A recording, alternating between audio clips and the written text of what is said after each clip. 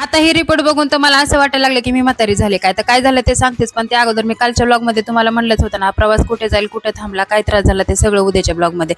तर झालं असं की जेजुरीमधून आम्ही बाहेर पडलो आणि नंतर दुपारच्या वेळी जेवण वगैरे केलं. आता इथे खेळायलाच होतं, तर मुलांचं म्हणणं होतं की थोडे वेळ खेळू दे. म्हणलं चला जाऊ दे, ते पण ते फ्रेश होते. कारण गाडीत बसून त्यांनाही कंटाळा येतो आणि नंतर पुढचा प्रवास चालू झाला होता आमचा कोल्हापूरचा. आता थोडी जी ट्रॅफिक असल्यामुळे याला उशीरच झाला होता बरं का, पण मनातून इच्छा असली ना, दर्शन खूप छान झालं बरं का. आणि नंतर मी देवीची ओटी पण भरली होती. मला रिटर्न त्यांच्याकडनं देवीची वेणी भेटली होती. आता नंतर पुढचा प्रवास चालू झाला आमचा घरचा परतीचा. पण अचानक असं झालं काय, मला खूप त्रास व्हायला लागला बरं का. खूप चक्करंत येत होते, काय कळतच नव्हतं. आणि हे जे शूटिंग आहे ना, हे सगळं दुसऱ्या दिवशीच आहे. कारण त्या दिवशी संध्याकाळी ना आम्हाला एक हॉस्पिटलच घ्यावं लागलं. हॉस्पिटलमध्ये गेलो होतो, त्यांचं म्हणणं होतं की ॲडमिट व्हा.